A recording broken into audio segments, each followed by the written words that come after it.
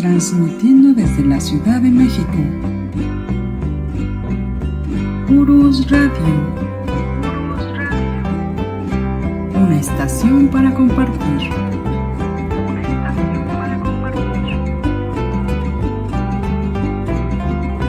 Urus Radio.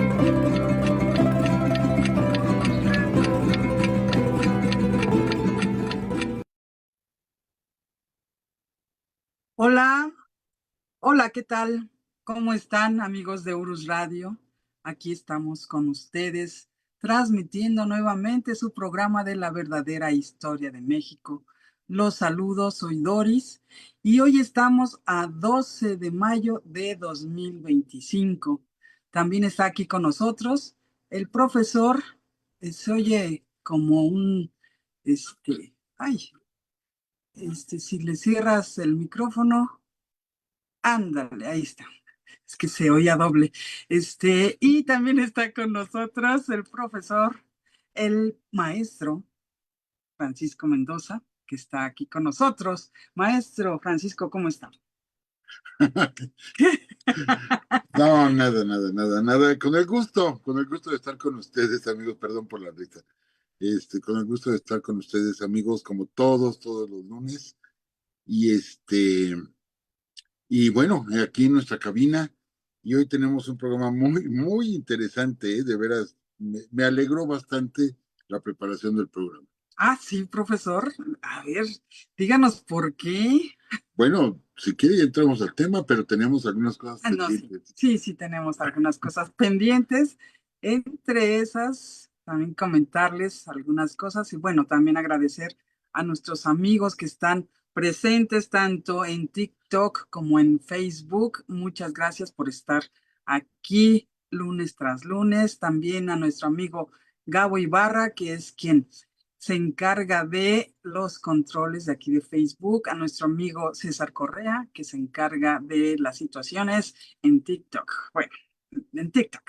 Y bueno, el día de hoy queremos mandar un saludo a un amigo, se llama Nicolás Miranda, él es alumno de secundaria y la verdad es que nos emocionó lo que nos contaba su tía Jocelyn Trujano, de lo que le pasó en la escuela. Le dejaron leer el libro de Huesos de lagartija, y quisiera un resumen, el cual lo hizo, leyó el libro. Y en lo que es la clase le preguntaron varias cosas a todos y el que contestaba casi siempre, o el que contestaba siempre, era él. Así que te felicitamos y no sé, creo que el profesor quiere decirte algo. Sí, bueno, recuerdo que usted me comentó la anécdota. Creo que sus demás compañeritos de clase solamente habían leído un resumen y él fue el único que leyó por completo el libro. Le encantó el libro, le gustó mucho, que es un libro que nosotros recomendamos, amigos, el de Huesos de Lagartija, cuando nos dicen con qué libro podemos acercar a nuestros hijos a nuestra historia, y les recomendamos Huesos de Lagartija. Y bueno, precisamente este se lo recomendaron en la escuela y pues nuestro amigo sí lo leyó, le encantó y bueno, fue el titular ahí en su clase. Así que te felicitamos y sigue adelante, sigue estudiando y pues, ¿qué más? ¿Qué más podríamos decirle? También saludar a su tía, a Jocelyn. Saludos, Jocelyn. Y un orgullo tener sobrinos así. Bueno, y vale la pena como último mensaje para nuestro amigo, ¿cómo se llama? Es Nicolás. Nicolás, y va para todos nuestros amigos. Siempre hay que estudiar, siempre hay que prepararse, no detenerse. Y yo te lo puedo comentar, y perdón para todos nuestros amigos que nos están escuchando que haga este pequeño paréntesis, porque precisamente por eso mi risa no pensaba que se fuera a comentar, pero bueno, yo he continuado mis estudios de historia y recién acabo de estudiar o terminar mi maestría en... ¡Felicidades, profesor! Gracias. Mi maestría en historia. Ahorita, bueno, Maestro. viene ahorita todo el trámite de cédula, título, etcétera, pero ya terminé mis estudios de maestría en historia. Entonces, pues nunca es tarde para estudiar, nunca es tarde para prepararse, para seguir aprendiendo. Creo que es un ejercicio excelente en el ser humano el seguir siempre aprendiendo. Entonces, pues por eso no esperaba yo que la licenciada me dijera maestro, pero sí, ya casi, ya nada más falta ese pequeño trámite y ya seré maestro. Pero bueno, usted me dice, licenciada. Sí, el día de hoy continuamos con la serie de Monóxico y el profesor nos hablará del monumento a la revolución. Está muy, muy interesante, así que adelante, profesor. También los comerciales de donde estará el profesor dando conferencias o en las banqueteras, se los decimos hasta el final. ¿Sí? Sí, y yo quisiera, bueno, iniciamos con el Monumento a la Independencia porque es un monumento de todos absolutamente los mexicanos. Y platicaremos hoy del Monumento a la Revolución, que igual es un monumento de todos nosotros, porque pues todo el país participó, casi todo el país participó en la Revolución Mexicana. Y después iremos viendo ciertos monumentos locales, estatales o que celebran ciertos hechos particulares. Pero buscando ya información, me adelanto un poquito, porque amigos, no sabíamos en qué nos estábamos metiendo al hablar de monumentos en México. No teníamos la más remota idea y hemos encontrado de material, un material fabuloso, fabuloso. La semana pasada yo les decía, vamos a hablar también de monumentos de México en el extranjero, que hay muchísimos monumentos mexicanos en diferentes partes del mundo, en los 5 continentes. Y bueno, pero también tenemos monumentos de los más extraños, ¿sí? Que esto es como para Ripley, licenciada, ¿sí? De aunque usted no lo No lo crea. creo. Amigos, tenemos un monumento en Michoacán, en Tocumbo, Michoacán, dedicado a la paleta. Sí, sí, sí, a la paleta esa de hielo, el palito y el hielo. Hay un monumento dedicado a la paleta, a las afueras de Tocumbo, Michoacán, que es el lugar donde se originaron las paleterías La Michoacana y que están en todo el país y en varios países ya hay sucursales, hay franquicias de La Michoacana y me enteré, eso no lo he podido comprobar, pero yo lo quiero comprobar, que ya hay una paletería La Michoacana en Dubái, ¿sí? Que será un negocio excelente con el calor que hace allá y una paletería La Michoacana en Dubái, habla excelente de los mexicanos. Hay que comprobarlo. Yo lo tengo que comprobar, yo tengo que ir a Dubái, entonces si por ahí hay algún patrocinador que amablemente nos apoye para ir a Dubái a comprobar que hay una paletería La Michoacana. Y les digo, todo esto surge en Tocumbo, Michoacán, y hay un monumento con una paleta. Así es el monumento a la paleta. Y bueno, otro monumento extraño del cual yo quería comentar antes de iniciar con nuestro monumento a la revolución, otro monumento extraño. Hubo un congreso, este, un congreso en Cancún en los años 80 y se inauguró un monumento que se le conoce, bueno, era una fuente con un monumento que semejaba como unas pirámides, pero eran con unas como varillas y que se llamaba la fuente Diálogo Norte-Sur. Y se hizo el monumento. Y ahí estuvo un buen tiempo hasta que desgraciadamente llegó el huracán Gilberto, que causó tantos daños allá con nuestros hermanos de Cancún y destruyó el monumento. Entonces se levanta, bueno, ese monumento, los amigos de Cancún pues no le veían la forma porque estaba como muy modernista y decidieron ponerle el Insectronic. Y así lo conocía la gente como Insectronic. Entonces lo destruye el huracán Gilberto y se construye un nuevo monumento. Pero este monumento, pusieron, ¿cómo se llama? Estrellas de mar, pusieron caracoles, en fin, para darle es un monumento marino, pues, como emblema de la ciudad de Cancún. Y ahorita se me fue el nombre, cómo le pusieron a ese monumento, a ver si nuestros amigos nos dicen, porque va a ser difícil que alguien se acuerde cómo se llama el monumento, eh, pero nuestros amigos de Cancún, cuando vieron todas esas imágenes de estrellas de mar, caracoles, etcétera, le pusieron el ceviche. Y actualmente allá en Cancún es un punto de reunión, de marcha, de etcétera. Es un punto de reunión de amigos, irse ahí a la fuente del ceviche, porque ahí está el monumento al ceviche, que realmente no es un ceviche, pues. Pero ahí está el estilo de nuestros amigos de Cancún. Primero el Insectronic y ahora el ceviche. Por eso les digo que íbamos a estar alegres, porque el ingenio de nuestros hermanos es tremendo. Pero vemos cómo sí estamos llenos de monumentos. Y hay más monumentos, no los voy a mencionar porque tenemos otro tema, pero hay más monumentos como estos que son monumentos extraños, monumentos raros, no son comunes y que también vamos a comentar. Yo quisiera, si usted me permite, licenciada, en cada episodio mencionar uno o dos de estos monumentos extraños.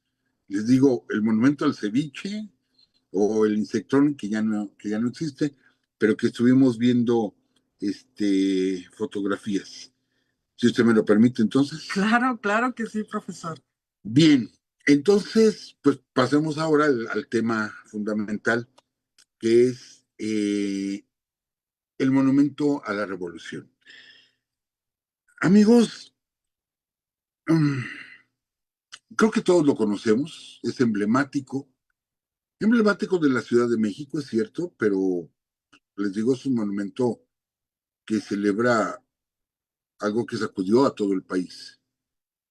Esa enorme bóveda, pero que realmente, amigos, son cuatro arcos triunfales, ¿sí? Ahorita vamos a platicar toda la historia, cuando ya se decide que se convierta en un monumento, se decide que sean cuatro arcos triunfales. Entonces yo sé que muchos países presumen de sus arcos triunfales, el Arco del Triunfo allá en París, el Arco de Tito allá en Roma, presumen de sus arcos triunfales. Nosotros tenemos cuatro en un solo monumento. Así de ese tamaño somos los mexicanos.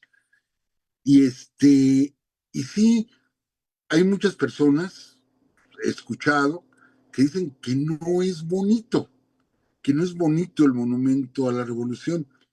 Bueno, también no tendría que ser como festivo, fue algo duro, fue algo difícil, la revolución mexicana fue sangrienta. Entonces, la idea del monumento resulta interesante. Yo lo conozco, yo trabajé durante muchos años muy cerca del monumento, lo veía yo diario y casi diario pasaba por ahí, por el monumento a la revolución. Entonces lo conozco bien. Y para mí fue punto de reunión. Les digo, yo trabajaba en una calle, sobre la calle de Antonio Caso, que está a una cuadra. Entonces, y caminaba yo allá al metro Revolución, entonces lo conozco muy bien el monumento. Y no me había dado cuenta de muchos detalles. Pero vamos a empezar. ¿Cómo surge el monumento a la Revolución? Nunca fue la idea realmente viene de Porfirio Díaz, la idea de construir un palacio ejecutivo federal. Y aquí tenemos que visualizar que en la época de Porfirio Díaz no solamente era el palacio que se quedó, bueno, en en la estructura metálica nada más, sino todo lo que construyó o ordenó construir Porfirio Díaz. Con esta idea de grandeza, ¿sí? De mostrar un México, no lo niego, ¿sí? No simpatizo con Díaz, pero también no se trata de achacarle todo lo malo a Díaz. Eh, tenía la idea de embellecer las ciudades, porque no solamente fue la Ciudad de México, de hacer grandes construcciones. Yo sé que esto es muy similar a lo que, pues, personajes dictadores, personajes, no sé, reyes, emperadores, querían perpetuar, querían perpetuar su nombre mediante grandes, muy grandes obras. Y de ahí que tenemos grandes obras en el mundo como las pirámides de Egipto, o el Coliseo Romano, o la muralla china, y tenemos obras grandísimas. Bueno, Porfirio Díaz no se quiso quedar atrás. Ahora, no podemos hablar de un desatino. Realmente embelleció la Ciudad de México, embelleció varias ciudades, y durante su gestión de 33 años realizó obras enormes, enormes. El problema, siempre lo hemos dicho, fue la desigualdad. Fue la desigualdad porque mientras en estas obras se invertía muchísimo dinero, se traían a grandes artistas, grandes escultores de Europa, se invertía mucho dinero mientras el pueblo estaba padeciendo. Esto lo hemos visto en otras historias de otros países y de otros y de imperios. Pero bueno, con Porfirio Díaz se construyó lo que es el Palacio de Correos, lo que es el Museo Nacional de Arte, el MUNAL, que ahora es la Plaza Manuel Tolsá, y hay más construcciones por parte de Porfirio Díaz, el Teatro Juárez en El Oro, Estado de México, el teatro creo que también es Juárez en Guanajuato, eh, en fin, ya mercados, hospitales, vías de ferrocarril, sí, muchísimas, miles de kilómetros que se hicieron durante el porfiriato, que decíamos, muchas personas comentan, es que Porfirio Díaz trajo la modernidad a México. No, la modernidad iba a llegar. Esa iba a llegar porque iba a llegar. Es como si dijéramos que, no sé, Cedillo o algo así, trajo el Internet a México. Pues el Internet iba a llegar, estuviera quien estuviera en la presidencia, el Internet iba a llegar.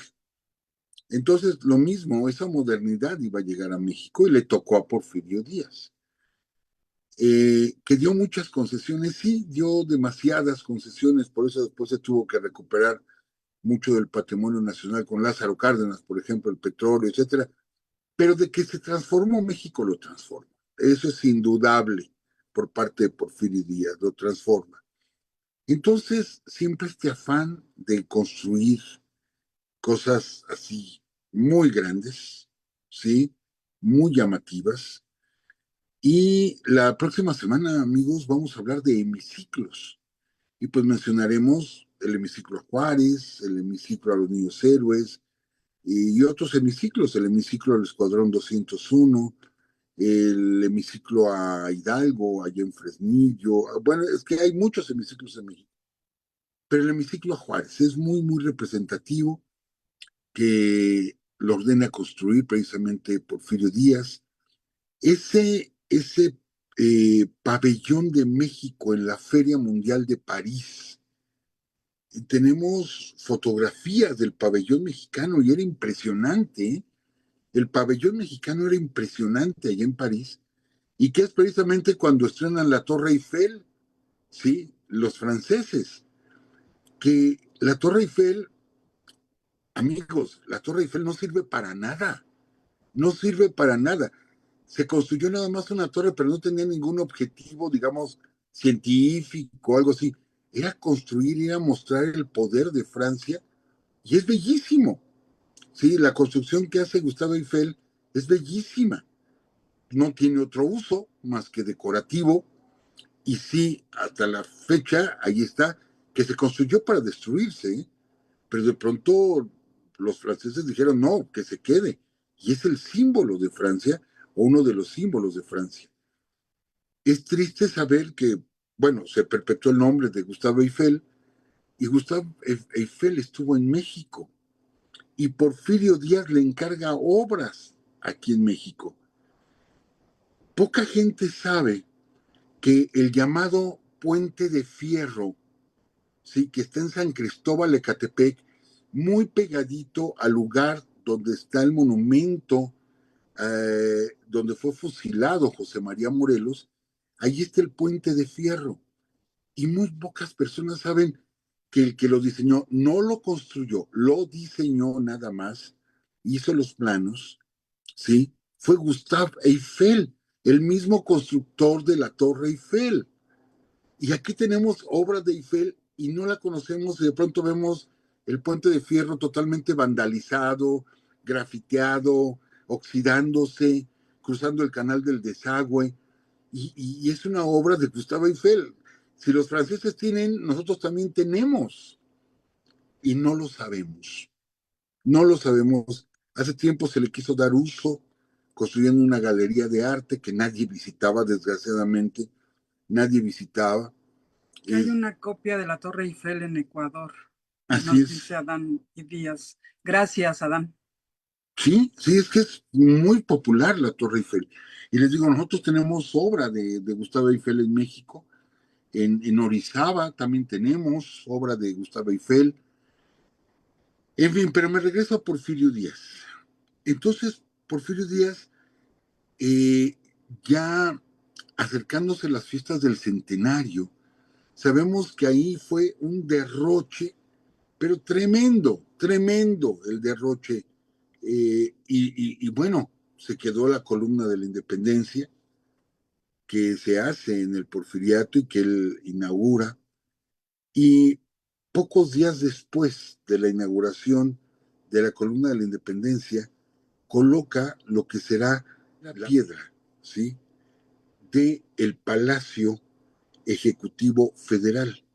Legislativo, ¿no? Legislativo, ¿sí? Legislativo. Sí, Palacio Legislativo. Palacio Legislativo, sí, es cierto, Ejecutivo sería del presidente. Palacio Legislativo Federal. Pero cuando uno ve la maqueta, ve la imagen, no, no, amigos, no, es sorprendente el tamaño, sorprendente la belleza, ¿sí? Aunque es medio ecléctico, pero es impresionante lo que él pensaba construir. Este, tan es así, pero fíjense cómo lo hace Porfirio Díaz. Ahorita nuestros amigos lo están viendo. Ah, ya, Aquí está. ahí está, perfecto, sí. Vean ustedes el Ujú. tamaño y la belleza de todo esto, es impresionante. Eh, Ahora, ¿qué pasó con esto? Este, quien diseñó las imágenes que ustedes vieron es Émile Bernard, francés, muy distinguido. Pero es que él saca una convocatoria para un concurso para que Porfirio presenten, Díaz, sí, ¿no? para que presenten Ujú. proyectos desde 1897, ¿sí? Ya él tenía esta idea en la cabeza, desde 1897.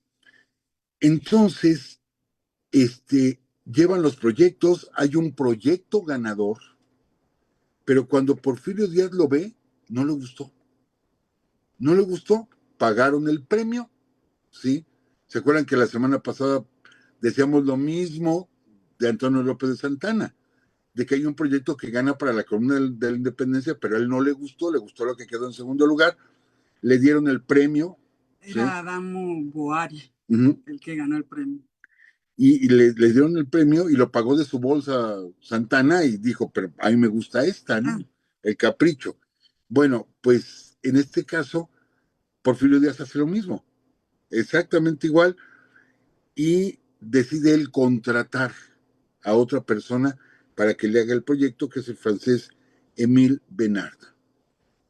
Les digo, es impresionante, ya ustedes vieron las imágenes, pero aparte, vean ustedes nada más, vean ustedes el tamaño. De hecho, se, hay como un debate, y yo le agradezco mucho a la licenciada Doris, que fue la que buscó la información, porque se decía que estaba planeado para ser 1 metro más alto que el Capitolio norteamericano. En sí, esta construcción iba a medir 65 metros de alto, pero resulta que el Capitolio mide 70 y 88. 88 metros, es más alto el Capitolio. Pero bueno, iba a ser el más alto de toda Latinoamérica. Pero el concurso que hace Porfirio Díaz, la convocatoria la manda a Europa, ¿sí? La manda a Europa, la manda a Francia, a España, a Inglaterra, envía la convocatoria para hacer el Palacio Ejecutivo, para que se inscribieran. No tanto, no tanto por hacer un evento tan internacional, sino por presumir, vean lo que vamos a hacer en México. Sí, o sea, esas ferias internacionales despertaron la envidia de muchos y a ver, si ya los franceses tienen, también nosotros tenemos. Y si en Inglaterra tienen, en España tienen, también los mexicanos tenemos. He visto imágenes del pabellón mexicano en la Feria de París, les digo, impresionante, impresionante, y que ahí se envía el kiosco morisco, el actual kiosco morisco que tenemos en la Ciudad de México, este, pues se envió, fue parte del stand de México, se enviaron réplicas del calendario azteca, bueno, fue fastuoso el pabellón mexicano allá en París, que también era la idea no solo presumir nuestra grandeza, sino idea de traer inversionistas. Les digo, Porfirio Díaz dio muchas concesiones. Vamos, un ejemplo claro, la electricidad. La electricidad le fue entregada a canadienses y a ingleses. Frederick Pearson, que fue quien llevó la electricidad a Barcelona, España, fue que construyó la primera planta hidroeléctrica en México. Fue una concesión dada y se formó una empresa llamada Mexican Lion Power, porque le dio esta concesión Porfirio Díaz a los canadienses. De ahí que Adolfo López Mateos es el que tiene que nacionalizar la industria eléctrica por todas las concesiones que tenían fuera de México, ¿sí? Entonces, sí, se valió de esto, pero de que visualmente allí estaba, sí veíamos esa grandeza, esos edificios enormes, y él quería construir la máxima obra. Si ya había construido el hemiciclo a Juárez, había construido mercados, había construido teatros, había construido ferrocarriles, etcétera, pues él quería culminar con el Palacio Ejecutivo Legislativo, perdón, el Palacio Legislativo Federal, que iba a ser la sede de las dos cámaras, de la Cámara de Diputados y de la Cámara de Senadores, y aparte oficinas del gobierno federal. Entonces ya vimos las imágenes, les digo, impresionante cómo se iba a construir, dónde se iba a construir, o sea, no, qué lugar era, era a las afueras de la Ciudad de México. Pero si ustedes notan, era un eje, ¿sí? Que iba a partir desde este Palacio Legislativo, luego cruzaba y entraba a lo que es Avenida Juárez, luego Avenida Madero y llegar hasta Palacio Nacional. Entonces es toda una línea recta para comunicar uno al otro, ¿sí? Es toda una línea recta. Pues bien, este lugar originalmente, lo voy a deletrear porque me cuesta un poquito de trabajo el náhuatl, se llamaba, ¿sí? Mazatziutamalco. Mazatziutamalco, así se llamaba esta zona, y era una zona que no tenía ninguna construcción, que era pantanosa, ¿sí? Era una zona pantanosa, que de pronto bajaba el nivel de las aguas y se llenaba de zacate, de pasto, y llevaban ahí a los animales a pastar. Y luego en época de lluvias volvía a subir el nivel y se inundaba, por eso era muy fangoso ahí. Entonces, cuando contratan a Emil Benard, él envía sus bocetos, envía el diseño que ustedes vieron, y Porfirio Díaz dice, con este me quedo. Entonces lo traen a México y le dicen, señor, pues empiece usted a construir, y cuando ve el lugar donde va a construir, que es zona pantanosa, dice, no, pues ¿cómo construyo aquí? Bueno, ¿se acuerdan que les platicamos, amigos, la semana pasada que la base, que se estaba empezando a construir la columna de la Independencia y se tuvo que destruir todo lo que ya se llevaba porque se inclinó por lo fangoso y se tuvieron que meter pilotes, ¿sí? Que tocaran ya la roca firme. Bueno, pues esto mismo hizo Benard, ya viendo lo que se había hecho con el Ángel de la Independencia y que tuvieron que enterrar pilotes de hormigón, que fue la primera vez que se utilizaron en México. Entonces dice, ah, aquí está. Amigos, él metió 17,000 pilotes, 17,000 pilotes, ¿sí? De hormigón, o sea, pilotear por completo para hacer toda una base, para sobre de esta base construir. Sí, o sea que toca el suelo firme por completo, la roca, mediante 17,000 pilotes. Imagínense la construcción de esto. Estamos hablando de 1907, 1908, 1909. No había la tecnología que tenemos ahora. Sin embargo, se contrató maquinaria, se contrataron grúas, y luego se empieza a hacer la base de acero, y en México no teníamos hornos para hacer estas vigas tan grandes de varias toneladas de peso. Hagan de cuenta como si fueran palitos de paleta y todos juntitos uno a otro, ¿sí? Todos así juntitos, y luego cerrarlos por los cuatro lados para hacer una base. Todo esto se hizo en Estados Unidos. Se encargó este trabajo Estados Unidos. Sabemos que allá en Pensilvania, lo que es la zona de Pittsburgh, es zona de acero. Se trabajan mucho el acero. Las compuertas del Canal de Panamá son hechas en Pittsburgh. Y bueno, porque desde ese tiempo hacían cosas muy grandes. Todo esto se encarga a los Estados Unidos. Llegaron en tres barcos cargados de lo que sería la base del Palacio Legislativo. Imagínense, amigos, cuando uno ve esto, uno dice, caray, mis respetos, lo que estás haciendo es impresionante. Pero cuando uno lo razona y uno dice, espérame, ¿y el pueblo? El sector tan altísimo de la población en la pobreza extrema y ellos desbordados en el lujo, ahí es donde vemos el gran problema de Porfirio Díaz, la gran desigualdad, la gran desigualdad. Por eso se le iba a venir encima la Revolución Mexicana.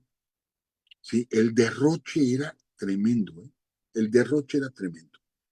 Entonces se empieza a construir, amigos, se empieza a construir y lo primero que construyen es lo que sería la bóveda, que es lo que estamos viendo ahora en el monumento. Es la bóveda, ¿sí? Y los extremos, o sea, como ustedes lo vieron, el extremo izquierdo, el extremo derecho, todo eso se construyó la herrería.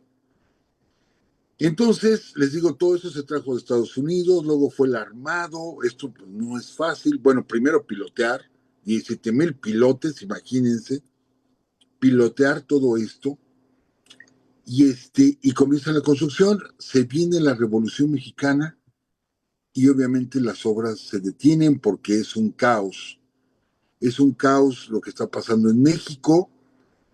Llega a la presidencia Francisco y Madero. ¿Y qué es lo que decide Francisco y Madero? Madero decide continuar la obra. Madero decide continuarla, ¿sí?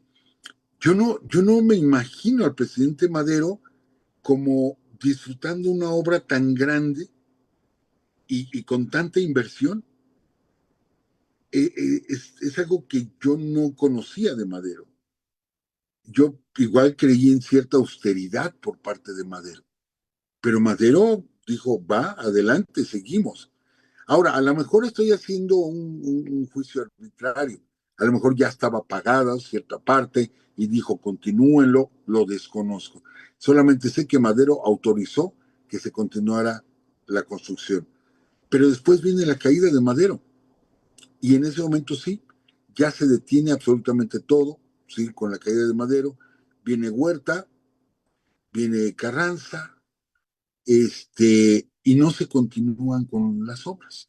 Entonces, Bernard se va de México y posteriormente regresaría en 1922, ya que más o menos Calmaron las aguas, se ¿no? calmaron las aguas, regresa a México y ya el gobierno de México ya no tiene interés en construir este palacio legislativo.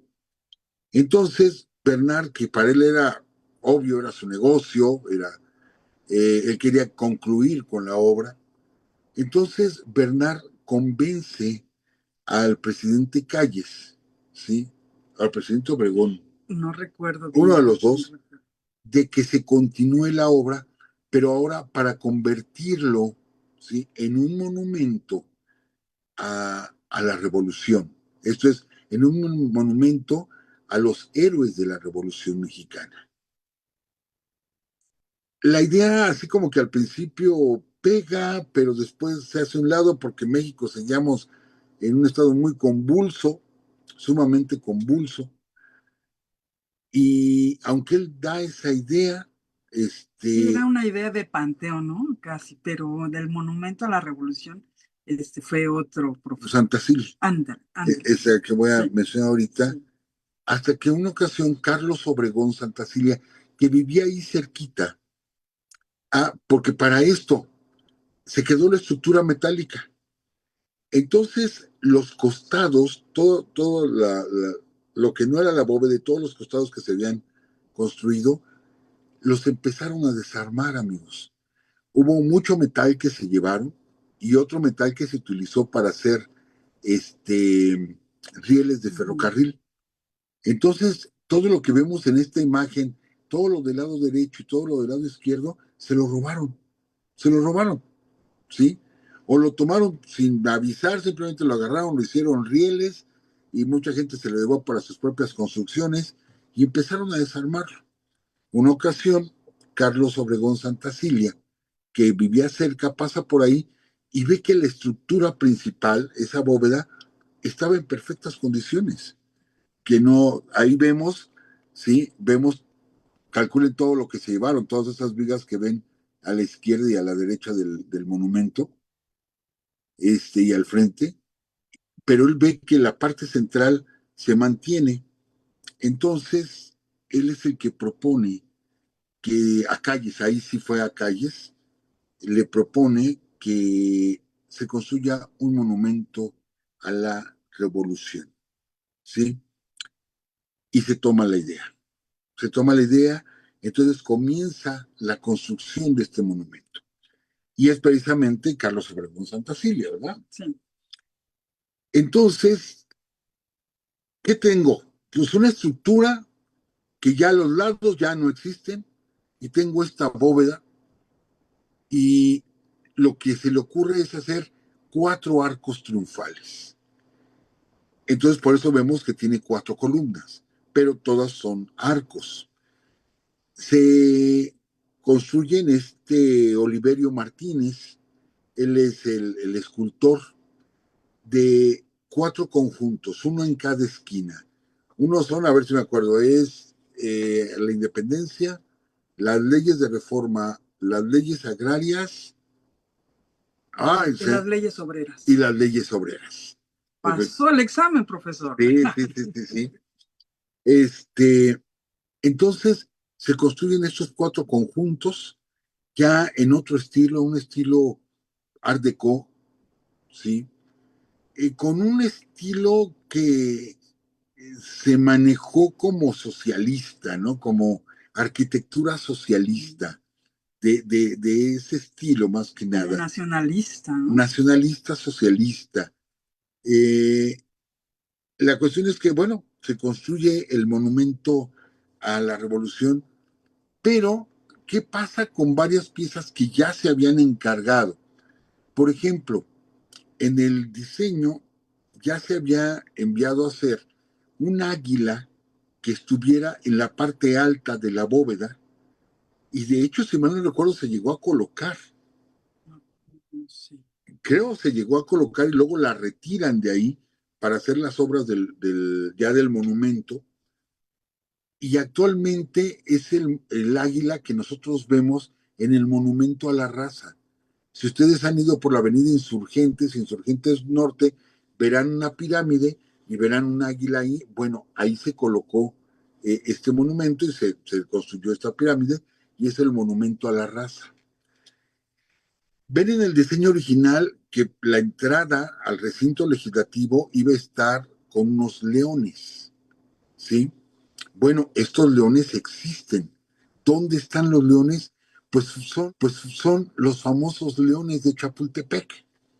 Esos que el viejo chiste decía, que siempre preguntaban, oye, ¿tú sabes de qué son los leones?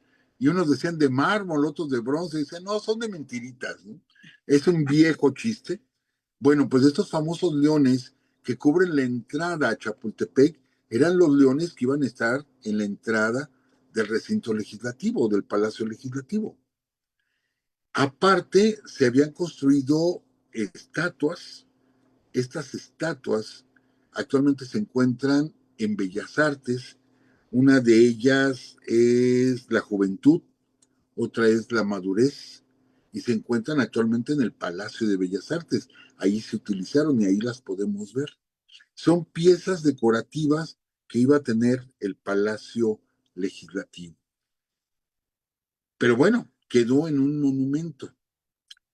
Y a partir de ahí, el Monumento de la Revolución, bueno, posteriormente será la idea de convertirlo, igual que la columna de la Independencia, en un mausoleo, hacer del Monumento a la Revolución un mausoleo.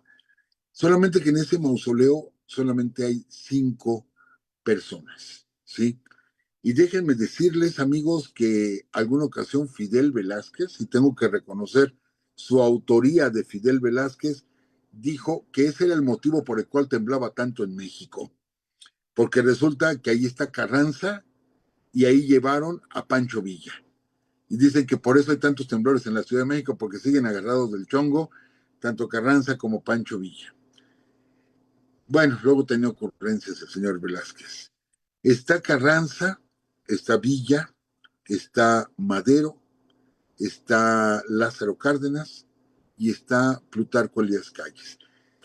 Que bueno, ya había un partido hegemónico en el poder y era importante para ellos llevar los restos de Plutarco Elías Calles, que es el fundador de este partido, llevarlos a ese monumento, porque no se dio tanto a notar. Sí fue revolucionario Plutarco Elías Calles, pero no se dio tanto a notar. Y pues muchas personas creemos, yo recuerdo ese debate cuando se trajo los restos de Pancho Villa, que ya, ¿se acuerdan cuando hicimos el programa de Pancho Villa? Que decíamos, es muy probable que no sean los restos de Pancho Villa. Es muy, muy probable que los restos sigan allá en Parral, ¿sí? Porque los cambiaron de tumba para protegerlos. La cabeza sí se perdió, pero el resto del cuerpo lo cambiaron de lugar para protegerlo y es muy probable que los restos que están en el Monumento a la Revolución no sean los de Pancho Villa. Pero bueno, oficialmente sí son. Y me acuerdo de aquel debate porque decían, bueno, si ya llevaron a Villa, ¿sí? Que es uno de los emblemas de la revolución, pues el otro emblema de la revolución tendría que estar ahí, que es Emiliano Zapata. Y entonces el gobierno de Luis Echeverría, que fue el que trajo los restos de Villa, decide traer los restos de Zapata que están enterrados en Cuautla. ¿Y qué creen? Que la familia dijo que no y Porfirio Luis Echeverría dijo sí y que el pueblo dice que no. Y el pueblo así en su conjunto, no solo la familia, el pueblo de Cuautla dijo no se va el general Zapata. El general Zapata tiene que estar en su tierra porque él hubiera querido estar en su tierra. Y no permitieron los habitantes, no solo la familia, los habitantes también de Cuautla, me acuerdo yo de aquellos escándalos, no permitieron que se trajeran los restos de Emiliano Zapata, por lo tanto él sigue allá en Cuautla, Morelos, que hay un monumento ecuestre enorme, ¿sí? Allá en Cuautla, hay otro ecuestre en Chinameca, por eso les digo, tenemos muchísimos monumentos en México, y entonces, pues no está Zapata. Entonces tenemos ahí a Carranza, Villa, Madero, a Cárdenas y a Calles, y no está planeado que se haga un nuevo nicho o un nuevo espacio para alguien más.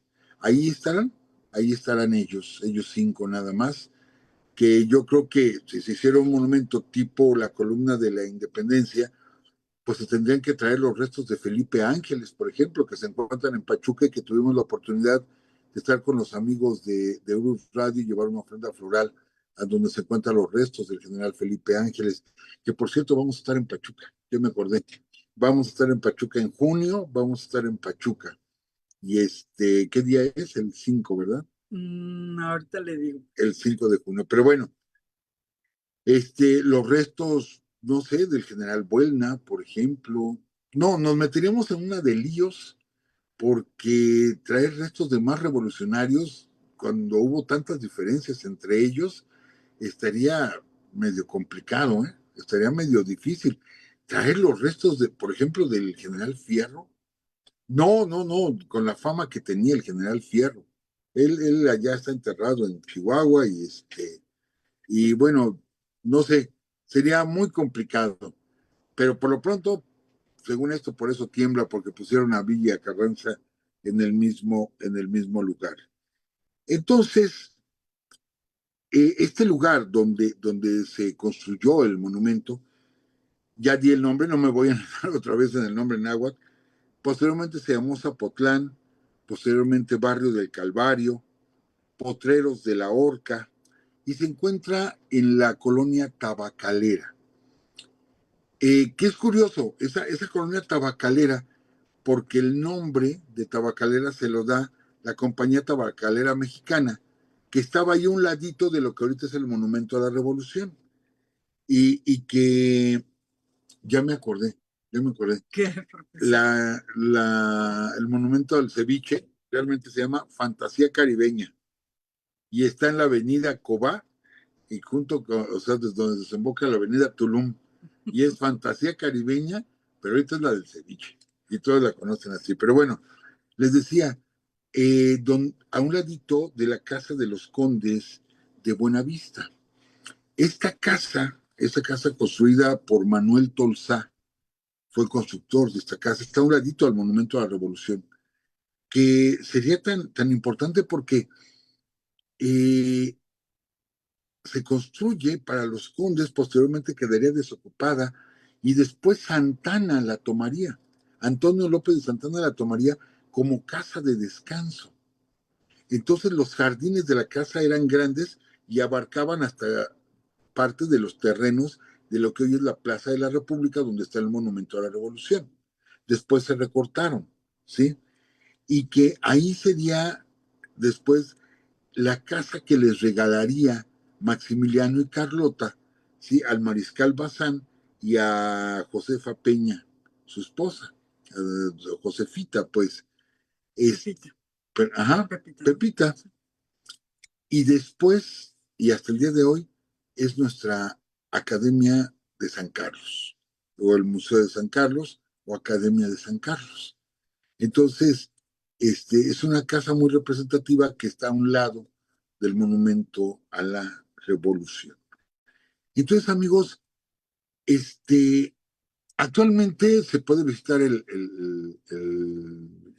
monumento, tiene un elevador de cristal, o sea, transparente, puede uno acceder al mirador, es punto de reunión de muchas familias. Yo he estado ahí, porque nos quedamos de ver con algunos amigos o para hacer algún trabajo, etcétera.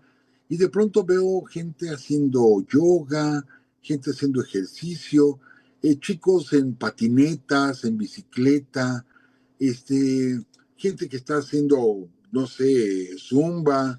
En fin, es una explanada grande. Y últimamente pusieron unas fuentes que son muy divertidas, porque todo el mundo quiere correr en medio de las fuentes, todo el mundo se moja, ¿verdad? Es un espacio popular que creo que cumple el objetivo. Cumple el objetivo porque no se trata de tener solamente una construcción ahí enorme, fría, ¿sí?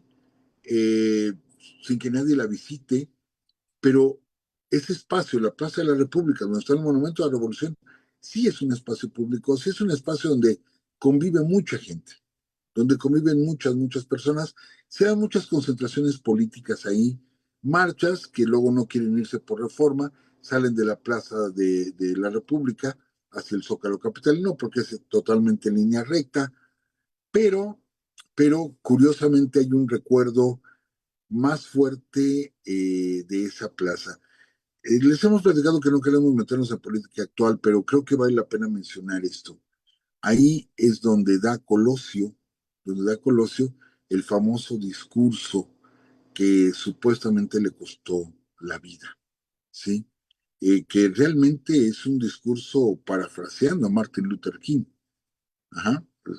O sea, los discursos de Martin Luther King, la de Yo tengo un sueño, de alguna forma parafrasea el Luis Donaldo Colosio y es precisamente allí en el Monumento a la Revolución o Plaza de la República, porque de alguna forma su partido político, el PRI, se apropió del monumento, por ser el monumento a la revolución, se apropia del monumento. El PRI está a un ladito, a la vuelta sobre insurgentes, ahí está el PRI, y se apropiaron del monumento para hacer sus eventos, etcétera, etcétera.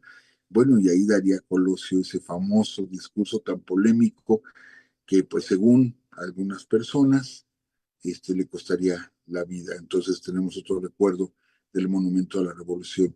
Y hay muchos recuerdos, hay mucha gente que transitó sus calles, las calles de la Tabacalera, las calles alrededor del monumento, Juan Rulfo, Nelly Campobello, en fin, que caminaron por todos esos rumbos en las cafeterías, restaurantes que están ahí alrededor, y dos personajes pues muy importantes para nuestra historia, pero más para Cuba, porque por ahí deambulaban mucho Fidel Castro y el Che Guevara.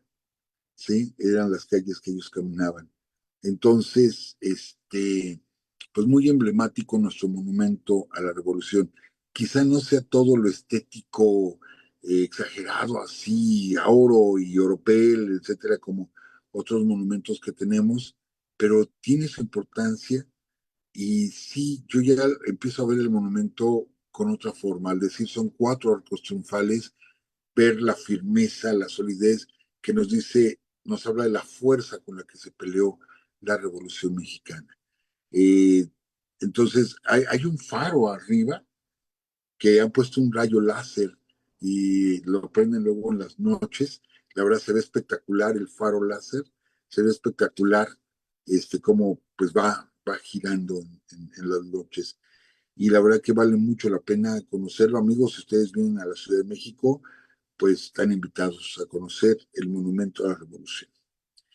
Profesor, según también tenía entendido que no sé en qué época un, una persona demasiado intrépida, piloteó una avioneta y Ajá. pasó por entre las columnas, Sí, entre, sí, ¿verdad? sí, así es. Sí, bueno, existe la anécdota, no, sí, me pasó a buscar más datos. Sí, la cuestión es que supuestamente este hombre estaba muy enamorado y lo que pasa es que le dice a su novia, bueno, vente, vamos, vamos a pasar por aquí, ¿no? Por abajo de lo que es el monumento. Y pasan, a lo mejor igual no se alcanza a distinguir o a ver si pusieron la imagen, no, se me hace que no la tienen, está un poquito pixeleada la imagen, pero ustedes la pueden buscar en internet y se ve cómo la avioneta está saliendo del monumento a la revolución. Y el profesor, bueno, lo platicábamos, porque sí me comentó algunas cosas, de que a este hombre, bueno, por una parte lo felicitaron, no me acuerdo quién era, y por otra parte le dijeron, ¿sabes qué?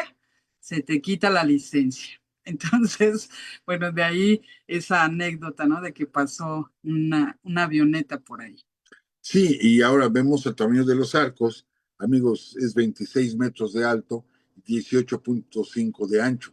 Entonces, en 18.5 metros de ancho, por ahí pasó la avioneta, o sea, tremendo ese hombre, Sí, sí, tremendo sí. este hombre. Pues bien, Sí, licenciada, y la semana que sí entra, sabía, profesor. más o menos me acordaba. Y la próxima semana pues hablaremos de varios hemiciclos y también de otros monumentos muy raros, muy extraños o bueno, poco comunes que tenemos en México. Les voy a platicar de un monumento la próxima semana que está olvidado y es un hecho fundamental y está pequeñito el monumento ahí en una fuente y está olvidado porque está dentro de un callejón. Entonces solamente los que entran al callejón, que son los que habitan ahí porque no es lugar de paso, conocen ese monumento. Quedó en un callejoncito, y solo ellos conocen ese monumento y ahí está. Vamos a platicar de él la próxima semana. Muy bien, muchas gracias, profesor. Gracias también a todos ustedes por acompañarnos este lunes 12 de mayo. Y vamos con los anuncios. El día de pasado mañana, que es miércoles, el miércoles vamos a estar en una banquetera, pero no será afuera. Ya les habíamos comentado en dónde sería. Es en la Casa Cultural Santa Tere. La dirección es Francisco Sosa 852-A, esquina con General Coronado en el barrio de Santa Tere.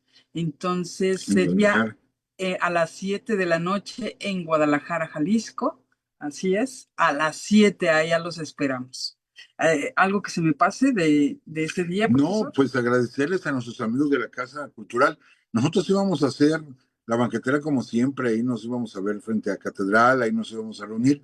De pronto ellos amablemente nos dijeron, oigan, ofrecemos este espacio, así vamos a estar bajo techo, etcétera, y gratuitamente, pues, ofrecieron el espacio, les tomamos la palabra, y por eso va a ser ahí la reunión informal, no es una conferencia formal ni nada, es algo informal, es platicar un poco de historia, conocernos, tomarnos la foto, platicar anécdotas, es algo informal. Entonces, gracias a nuestros amigos de la Casa Cultural Santa Tere. Ahí vamos a estar con ustedes pasado mañana. Sí, el 14 de mayo, o sea, este miércoles que viene.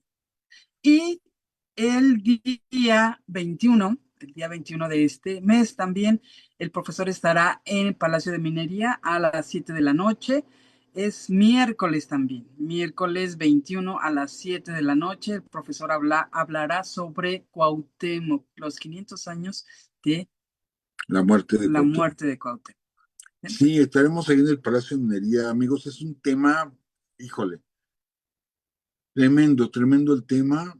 Lo hemos estado preparando, ya son muchas horas trabajando sobre Bernal Díaz del Castillo, Gomara, en fin, viendo todo el material. Y la verdad, pues es algo o un tema que nos merece mucho respeto, hablar del gran Tlatuani Cuauhtémoc. Y sabemos que igual nos van a visitar algunos grupos de la mexicanidad, van a estar ahí presentes, porque saben que vamos a hablar de un personaje fundamental en la historia de México. Va a No, estar bueno, amigos. Sí, va a estar muy dígame. bueno. No, no adelanto nada, pero sí va a estar muy, muy interesante lo que vamos a estar platicando sobre Cuauhtémoc. Si algunos conocen el Tecocoli, pues ahí habrá sorpresas. Habrá sorpresas, exactamente.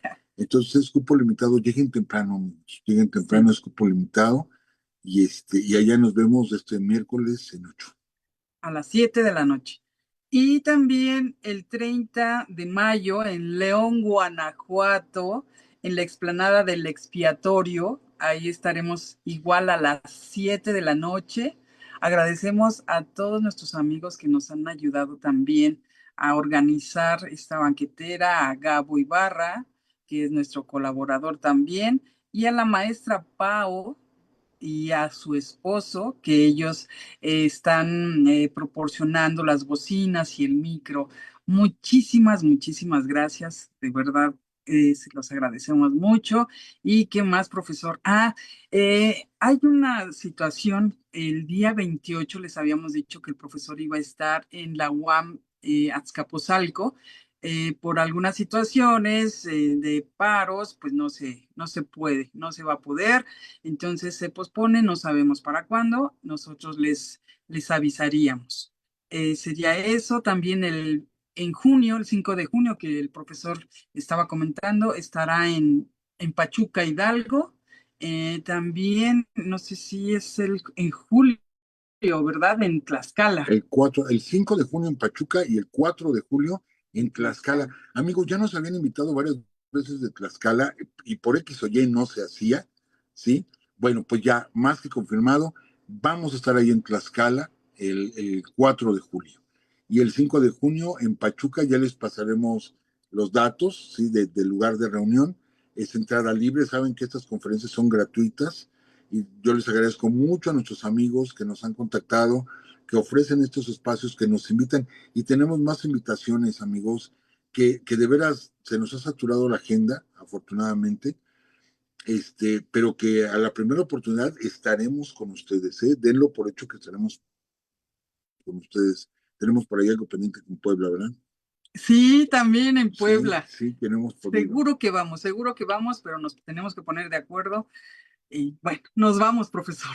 Sí, ya nos alargamos, nos Sí. vamos. Que estén muy bien, amigos. Cuídense mucho por acá. Los esperamos próximo lunes. Gracias por todos sus mensajes en Facebook y también aquí en TikTok. Muchísimas gracias. Gracias, maestro. Ah, gracias. Dobles gracias. Ya le voy a decir, maestro. Que estén muy bien. Un fuerte abrazo y que descansen. Hasta la próxima.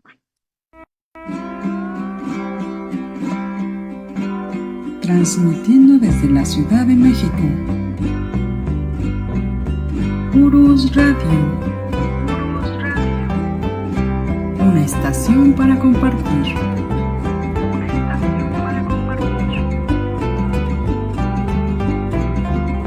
Purus Radio.